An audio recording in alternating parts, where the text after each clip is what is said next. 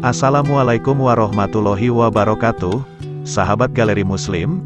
Tahukah Anda, bahwa sesungguhnya Allah Ta'ala berkasih sayang kepada orang yang bertobat dan menyukai orang yang bersuci.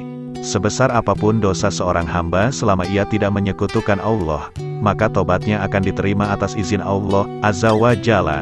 Sahabat beriman, kali ini Galeri Muslim akan menceritakan kisah tentang pemuda yang bertobat setelah menyetubuhi mayat seorang gadis.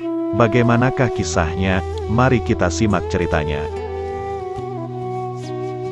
Dalam kitab Tanbihul Ghafilin karya Imam Abu Laits As-Samarkandi, diceritakan kisah seorang pemuda di zaman Nabi yang bertobat setelah menyetubuhi mayat gadis. Awalnya Nabi Shallallahu Alaihi Wasallam murka mendengar pengakuan pemuda ini. Imam Abu Laits meriwayatkan dengan sanadnya dari Az-Zuhri radhiyallahu anhu berkata, pada suatu hari Sayyidina Umar bin Khattab masuk kepada Rasulullah sambil menangis. "Ya Umar, mengapa engkau menangis?" Jawabnya, "Ya Rasulullah, di depan pintu ini ada seorang pemuda telah membakar hatiku sambil menangis."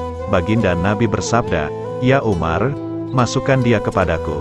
Maka dimasukkan sambil menangis dan ditanya oleh Nabi, "Hai pemuda, apa yang menyebabkan kau menangis?" Pemuda itu berkata, "Ya Rasulullah, aku menangis karena dosa-dosaku banyak sedang aku takut kepada Tuhan yang Maha Perkasa sedang murka kepadaku."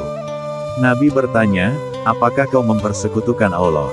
Jawabnya, "Tidak." Nabi bertanya lagi, "Apakah kau membunuh jiwa tanpa hak?" Jawab pemuda itu, "Tidak."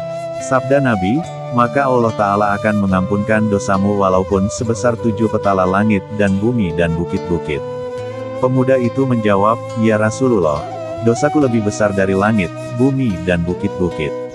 Nabi Muhammad bertanya, "Dosamu lebih besar atau Al-Kursi?" Jawab pemuda itu, "Dosaku lebih besar." Baginda Nabi bertanya lagi, "Dosamu lebih besar ataukah Arsy?" Jawab pemuda itu, "Dosaku lebih besar."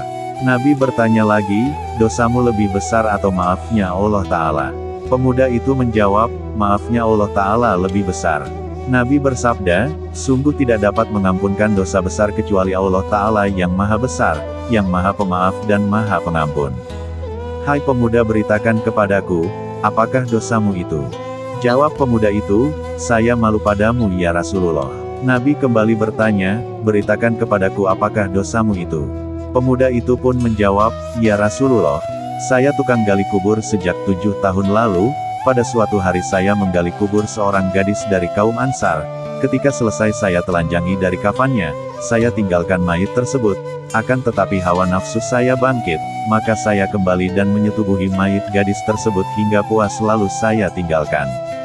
Kemudian tiba-tiba gadis itu bangkit dan berkata, 'Celaka kau hai pemuda, tidakkah malu engkau dari Tuhan yang akan membalas pada hari pembalasan kemudian?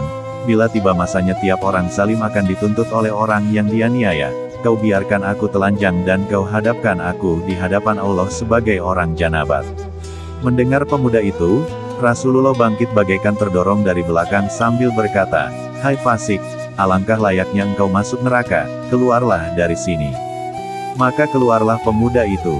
Ia pun bertobat kepada Allah Ta'ala selama 40 hari dan pada malam ke-40, ia melihat ke langit sambil berkata, "Ya Tuhannya Nabi Muhammad, Nabi Adam dan Ibu Hawa, jika engkau telah mengampunkan aku maka beritahulah kepada Nabi Muhammad dan sahabat-sahabatnya. Jika tidak, maka kirimkan padaku api dari langit dan bakarlah aku di dunia ini dan selamatkan aku dari siksa akhirat."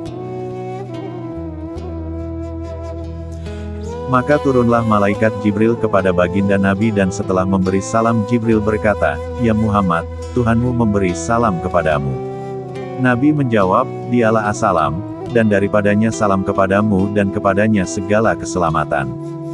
Jibril berkata, "Allah bertanya, apakah engkau menjadikan makhluk?" Jawab Nabi, "Bahkan Allah yang menjadikan aku dan semua makhluk." Lalu ditanya, "Apakah engkau memberi rezeki kepada mereka?" Nabi menjawab, "Bahkan Allah memberi rezeki kepadaku dan mereka." Kemudian ditanya lagi, "Apakah engkau memberi taubat kepada mereka?" Nabi menjawab, "Bahkan Allah memberi taubat kepadaku dan mereka." Lalu Jibril berkata, Allah Ta'ala berfirman, "Maafkanlah hambaku itu karena aku telah memaafkannya."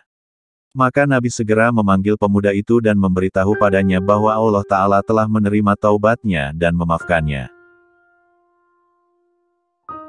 Subhanallah, Imam Abu Laits berkata, seharusnya orang yang berakal memperhatikan kisah ini dan mengerti bahwa zina dengan yang masih hidup itu lebih besar dosanya daripada zina dengan mayit, juga harus bertaubat sungguh-sungguh sebagaimana pemuda itu bertaubat dengan sepenuh hati dan dimaafkan oleh Allah Ta'ala. Abdullah bin Mas'ud radhiyallahu anhu berkata, taubat nasuha itu ialah sesudah taubat ia tidak mengulanginya lagi.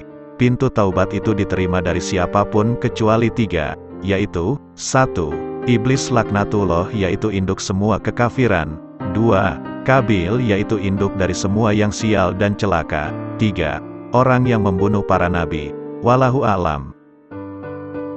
Begitulah cerita tentang seorang pemuda yang menyetubuhi seorang gadis. Semoga kita bisa mengambil hikmah dari kisah tersebut.